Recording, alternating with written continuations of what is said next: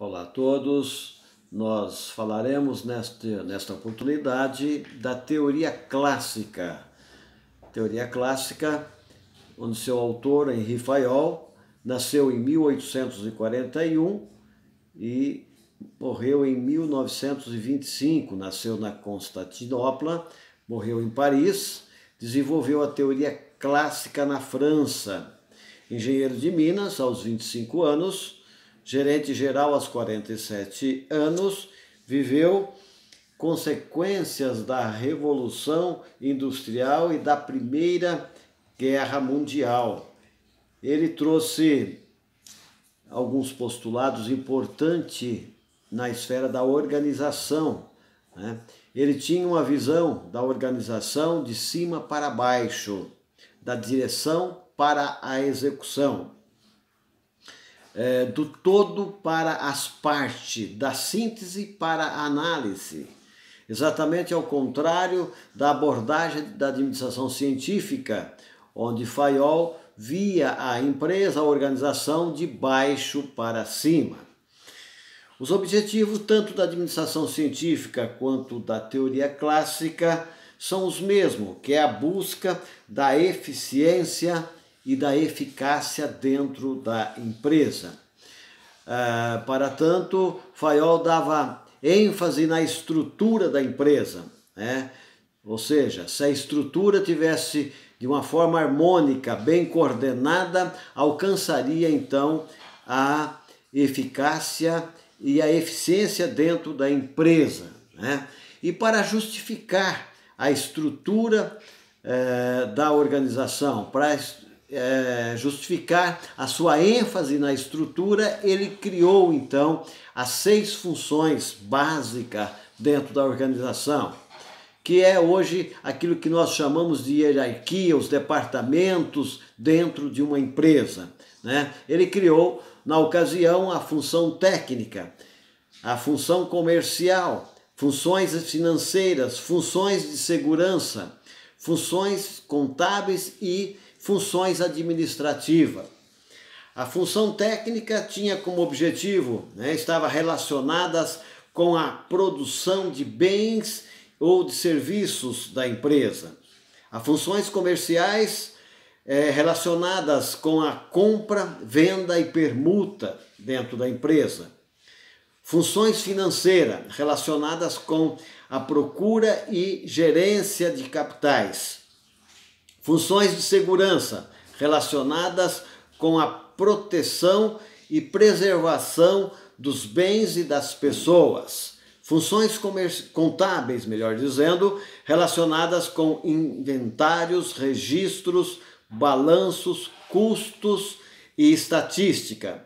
E as funções administrativas visavam então a harmonização, a coordenação das demais funções. Tudo isso, foram criadas então ferramentas importantes para que então pudéssemos ter essa harmonização. E quais são essas ferramentas criadas por Fayol? Era a previsão, ou seja, o prever, o organizar, o comandar, o coordenar e controlar as demais funções. Tudo isso era feito então dentro desta programação. As funções do administrador, segundo Fayol, então são a previsão, prever, avalia o futuro e o aprovisionamento dos recursos em funções dele. Então era conseguir trazer o futuro, uma previsão, fazer a previsão daquilo que viria em termos de receita, expectativa, então, da empresa dentro desta área. Organização proporciona todas as coisas úteis ao funcionamento da empresa e pode ser dividida em organização material e organização social. O comando leva a organização a funcionar. Seu objetivo é alcançar o máximo retorno de todos os empregados em interesses do aspecto globais da empresa. A coordenação harmoniza todas as atividades do negócio, facilitando o seu trabalho e seu sucesso. Ela sincroniza coisas e ações em suas proporções certas e adapta ao meio e aos fins. Controle consiste na verificação para certificar se todas as coisas ocorrem em conformidade com o plano adotado, as instruções transmitidas e os princípios estabelecidos.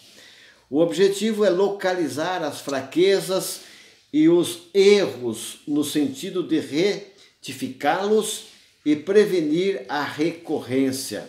Então, para Fayol, existe uma proporcionalidade da função administrativa, isto é, ela se reparte por todos os níveis da hierarquia da empresa e não é privativa da alta cúpula.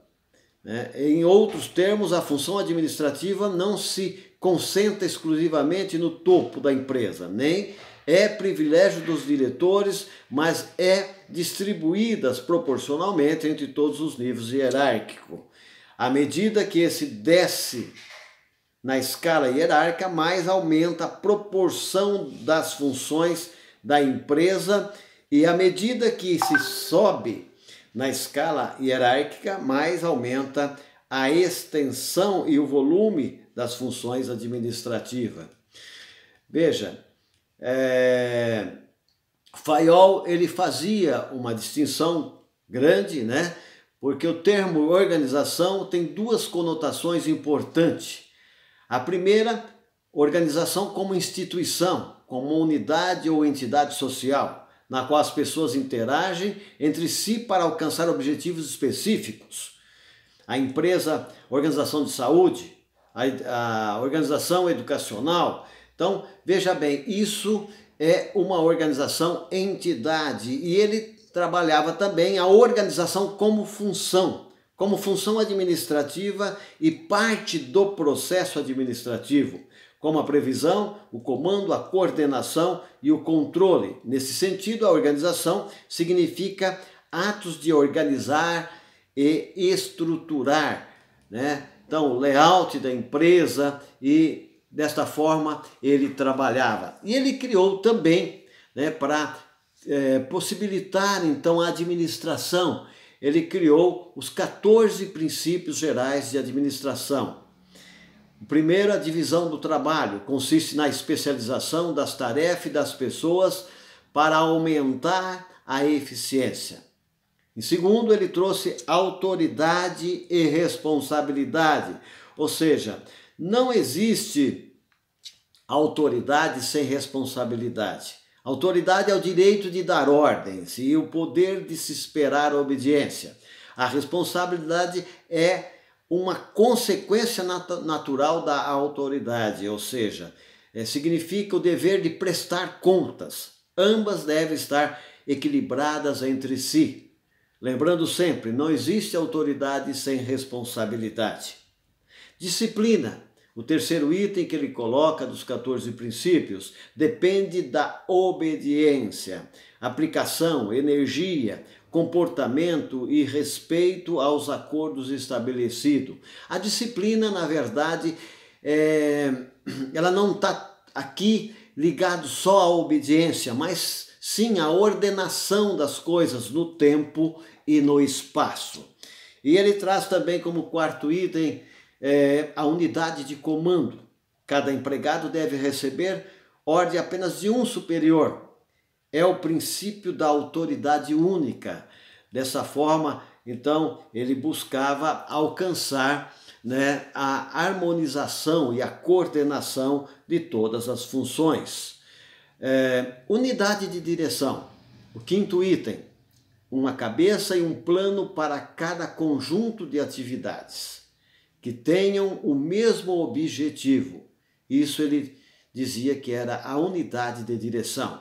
Sexto, subordinação dos interesses individuais aos gerais. Os interesses gerais da empresa devem sobrepor aos interesses particulares das pessoas. Ou seja, nós nunca devemos colocar o nosso interesse pessoal acima dos interesses gerais da empresa. O objetivo, a visão, a missão da empresa, né, deve ser buscado para que a gente então alcance eficiência, eficácia.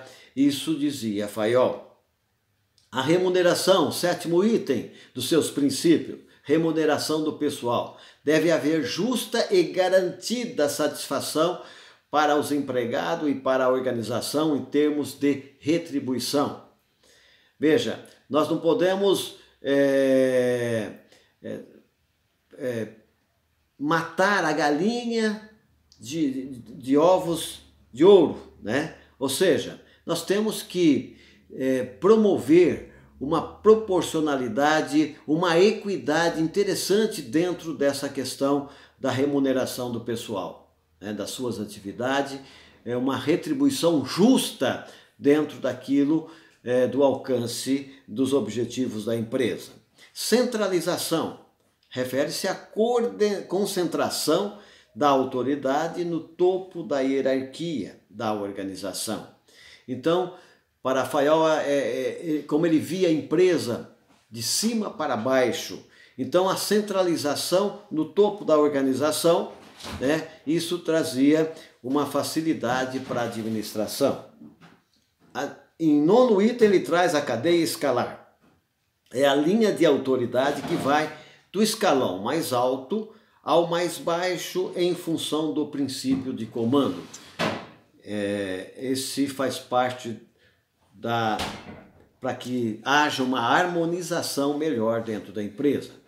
E 10º item ele traz a ordem, um lugar para cada coisa e cada coisa em seu lugar. É a ordem material e humana, né? Ele buscava essa visão para a harmonização das atividades e ações dentro da empresa.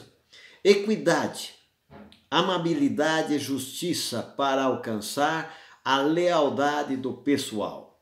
A equidade não é igualdade, né? A equidade é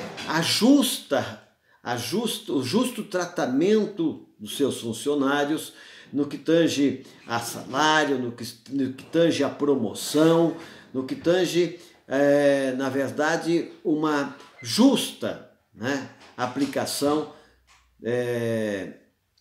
das recompensas dentro da empresa. A estabilidade pessoal. A rotatividade do pessoal é prejudicial para a eficiência da organização. Quanto mais tempo uma pessoa permanecer no cargo, tanto melhor para a empresa. Ou seja, a estabilidade promove algumas coisas importantes. Qualidade, quantidade, né? Isso é importante para a empresa. Iniciativa, o 13º item dos seus princípios, né? A iniciativa, a capacidade de visualizar um plano e assegurar pessoalmente o seu sucesso. Veja, pessoal, a iniciativa, dentro dos postulados de Taylor, ela não era visualizada como algo factício aos seus empregados, aos seus funcionários. Aqui, né, Fayol ele incentiva, ele já traz como princípios, né, a iniciativa pessoal da empresa, do funcionário, enfim, de todos os ângulos que nós precisamos ter para alcançar a eficiência e eficácia. E por último, dentro dos seus 14 princípios, ele traz o espírito de equipe, né? O espírito de equipe. A harmonia entre as pessoas são grandes forças para a organização. Hoje se fala muito, né, no trabalho de equipe, mas é algo que Fayol já trouxe nos seus 14 princípios lá em 1916, né, na implantação da teoria clássica. Então, veja que o espírito de equipe, o trabalho de equipe, hoje buscado pelas empresas, né, para que então se alcance uma eficácia importante, resultados importantes dentro da empresa. Veja que não é fácil transformar grupos em equipes dentro de uma organização. Para isso é necessário trabalhos eficientes para que a gente possa então alcançar, né, esses resultados favoráveis dentro da empresa.